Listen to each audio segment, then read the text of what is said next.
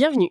Aujourd'hui, on se penche sur les documents qu'on a reçus pour comprendre un peu comment se forment les grandes chaînes de montagnes récentes.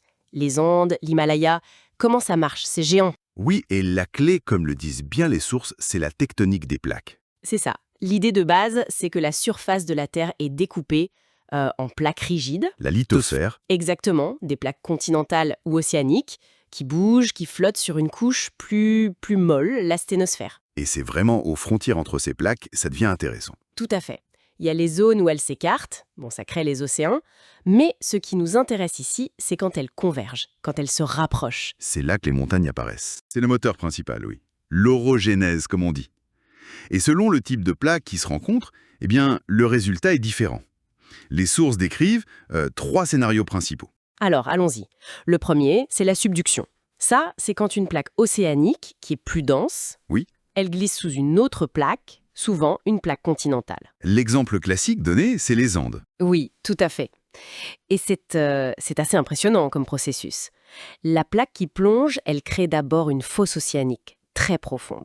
Puis elle s'enfonce sur des centaines de kilomètres. On le sait grâce aux séismes qui sont de plus en plus profonds. C'est le plan de Wadati-Benioff. Ah oui, j'ai lu ça. Et ça déclenche aussi un volcanisme important sur la plaque du dessus. C'est ce qui donne ces roches comme l'andésite. D'où le nom, andésite. Logique. Et des déformations énormes aussi, j'imagine. Plis, failles.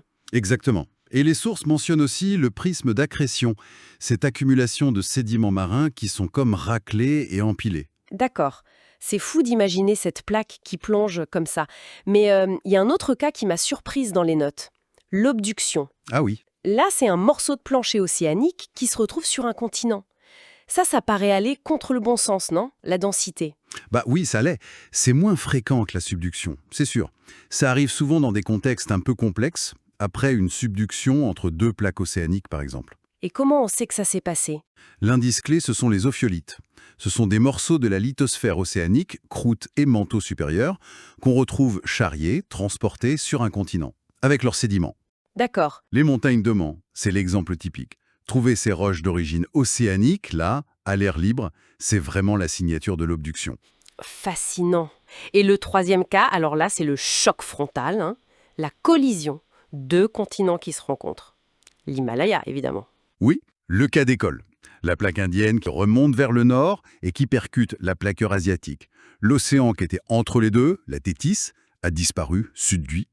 Et là, le choc doit être terrible. C'est ça. Ça provoque un épaississement de la croûte continentale absolument énorme, d'où ces reliefs très très élevés, plus de 8000 mètres pour l'Himalaya. Les déformations sont gigantesques. Des plis, des failles. Oui, des plis couchés sur des dizaines de kilomètres, des failles inverses partout, des nappes de charriage immenses, des paquets de roches qui ont été déplacés sur des distances folles. Et on retrouve des traces de l'océan disparu. Oui, on trouve ce qu'on appelle des sutures ophiolitiques, des restes de cet océan, coincés entre les 2 blocs continentaux. Ou des sédiments marins pincés. Ces forces sont monumentales. J'imagine que les roches elles-mêmes, en profondeur, elles doivent être complètement transformées par ces pressions, ces températures. Absolument.